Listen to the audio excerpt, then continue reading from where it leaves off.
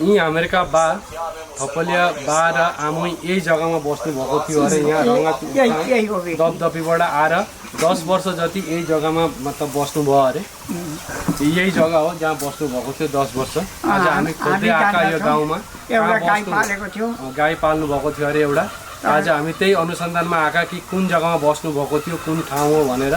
तर आज यो टुङ्गो लाग्यो कि यही जग्गा हो भनेर। यहाँ छिमेकी हुनुहुन्छ, उनीहरूले पनि जान्नु हुनुहुन्छ, बाला चिन्नु हुनुहुन्छ, आमैलाई पनि चिन्नुहुन्छ, यहाँका छिमेकी हुनुहुन्छ। त्यतिकै पैसा सैसा उठाएर त्यता जानुभएको गई त्यहाँ आउनु भएन।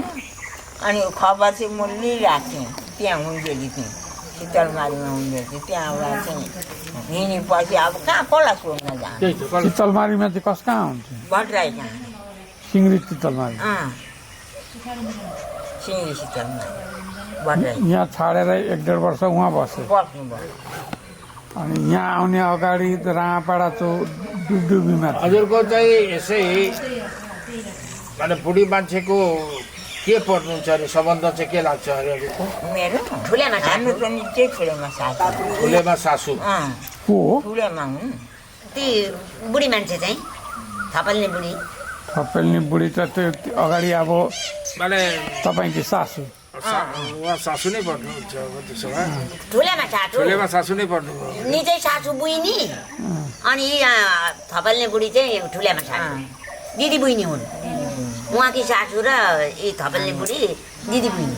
अनि ठुलेमाले भन्नुभयो यहीँ बस कान्छी, अब नजाओ तिमीहरू पनि, म पनि बुढी भएँ सक्दिनँ भन्नुभयो। र हामी पनि उहाँदेखि भागेर आयौँ। हेर्नु है, उग्रपन्थीले त्यतिखेर मान्छे लुट मारे, सब भागेर गयो। मलाई हामीलाई पनि बाबै बसेको चाहिँ यहाँ बसेका हामीले त देखिन, हामी पछाडि आएर बसेका, तर हुनुहुन्छ त्यहाँनिर कति वर्ष भयो होला मान्छे यहाँ राख्छ? थुप्रो वर्ष भयो। हामी चाहिँ थिएनौँ। हाम्रो केटो थियो अनि 25-30 वर्ष भयो होला। 25-30 वर्ष त्यत्रो चाहिँ भएको छैन। गाडी लिएर आउनुभएको 15-12 यस्तै कता भयो हौ। 12-13 वर्ष भयो। अच्छा, डुबडुबी भनेपछि कहाँनिर हो? राँपाडा। राँगापाडा छेउ। त्यहाँ हामी आइरहेको थियौँ अगाडि बुढाबुढीसँग भेट गर्न, होइन? राँगापाडा त्यहाँ सानेको आमालाई त थाहा छ?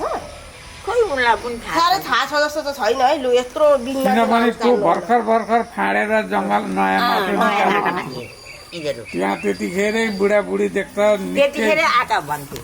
त्यतिखेरै बुढाबुढी थिए। त्यतिखेर त बुढी माजन्ने नि त अब ढप्पलमा हालेर सुन जोख्थे अरे, चाँदी जोख्थे अरे। अनि 4 केजी न 5 केजी त सुन ल्याएको थियो, कहाँबाट आउँदाखेरि ल्याएको। अब ती बुढी निक्लेर हिँड्दाखेरि बिचारा त्यो गाई रोएको नि, आँखाभरि आँसु पर्लक आँसु झारेको त्यो गाईले। ती बुढी निक्लेर अब छोरी घरमा जाँदा त्यस्तो गाई कसले लगाउनु? त्यो गाई भगबहादुरले लग्यो। भगबहादुरले बुहारी अनुसन्धानमा आएर यहाँ पत्ता लगाइयो। कसले पनि किनेको छैन थालबटुका। यहाँ बसेर यहाँबाट बुढा मान्छे चाहिँ बादल प्रसाद एउटा भाँडो खोले पकाउने जानुभएछ। एउटा भाँडो उहाँ चाहिँ गएर विशेष गरेर तपाईँले मेरो घरमा नै उहाँको देहान्त भयो। काजकिरीहरू सम्पन्न उयो गराइयो र आज भने उहाँको अनुसन्धानमा आएर पत्ता लगाइयो जे उहाँको आफन्त मान्छे ढुङ्गा लगाइयो यही जग्गामा, बेगेराजुरी भन्ने जग्गामा, यो मिसाबारी बेगेराजुरी भन्ने जग्गामा भने तपाईँले कुलामाटी भन्ने जग्गामा भने तपाईँले अहिले उहाँको पत्ता तान्नु भयो। तर बुढा मान्छेको कुनै अनुसन्धान पाइएन।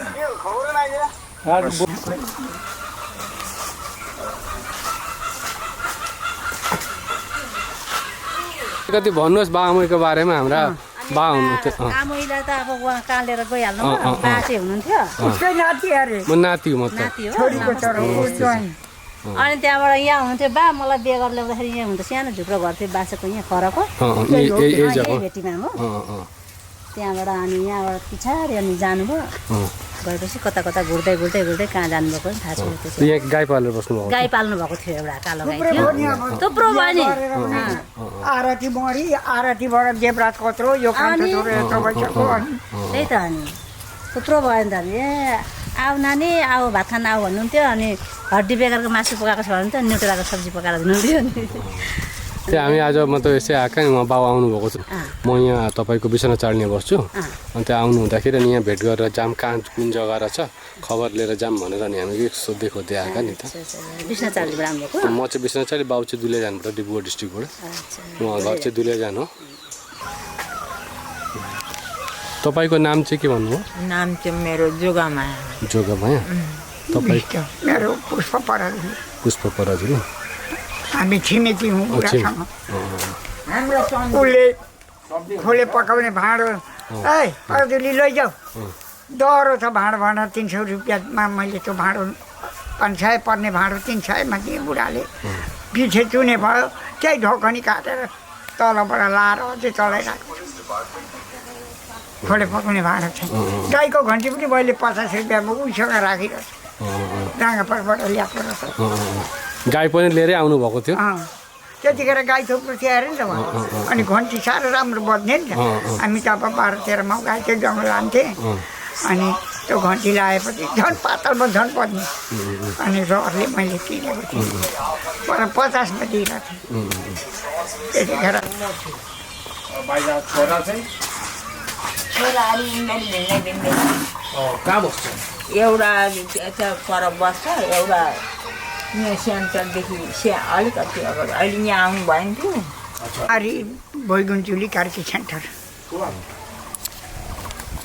बेग्नाचुली हो बेग्नाचुली भन्न नआए बैगुन्चुली भन्दा पनि हुन्छ बाहरू यहीँ बस्नुहुन्थ्यो नि अगाडि तपाईँ त त्यतिखेर हुनुहुन्थ्यो बाभन्दा अगाडि नै म अगाडि हुनुहुन्थ्यो नि के गर्नुहुन्थ्यो बाहरू चाहिँ के गर्नुहुन्थ्यो यहाँ एउटा गाई थियो गाई पाल्नुहुन्थ्यो त्यही गाईलाई घाँस दाना गर्नुहुन्थ्यो दुहुनुहुन्थ्यो अनि त्यही खानुहुन्थ्यो ठिका पनि अलिअलि लाउनुहुन्थ्यो त्यतिजना छ अनि पछि चाहिँ एकदम बुढाबुढी नै भएर अनि छोरीका साथमा बुढीलाई पनि कुनै 50,000 दिएँ भन्थे बुढाले कति दिए हामीले देख्यौँ न छोरीका साथमा पठाएँ म चाहिँ अब सिङ्गडी 2-4 दिन बसेर 1 महिना बसेर मेरो पैसा उठाएर नेपाल जान्छु भतिजो छ उकिल न के भन्थ्यो अनि त्यसो भन्थ्यो त्यति नै हो हामीले जाने बादल प्रसाद थपलिया यो बुढा मान्छे हुनुहुन्थ्यो अरू बुढी मान्छे इन्द्रकला मेरो यही जग्गामा बसोबास गर्नुभएको रहेछ त अहिले उहाँ त एकजना त दुलेजानमा गएर बित्नु भयो एकजनाको अहिले शुद्ध काली बितेको कोही प्रमाण प्रुफ छैन तर उहाँहरूको त अन्तिम वासस्थान चाहिँ जग्गा यो उभिँदैछु म के अर्को टाइम त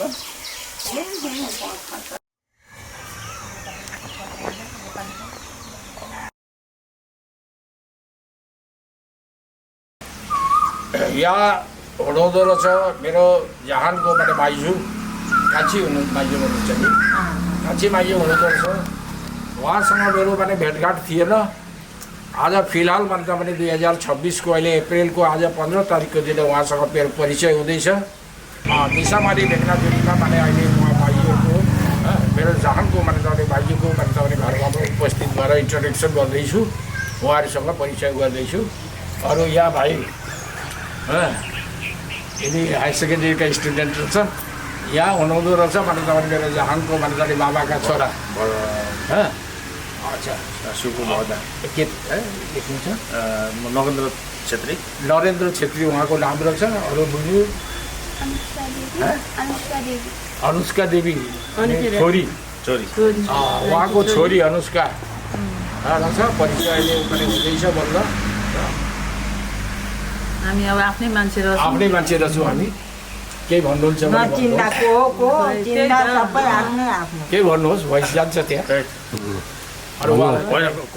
मतलब अचानक भेटघाट भयो रमाइलो लाग्यो र अचानक भेटघाट भयो र छिटै पनि छुट्टी भइहाल्नु पऱ्यो एक राति बसेर राम्ररी परिचय गर्न पाएको अझ राम्रो लाग्थ्यो र फेरि आउनुहुन्छ भन्ने चाहिँ पूर्ण विश्वास छ हुन्छ धन्यवाद छ सबैहरूलाई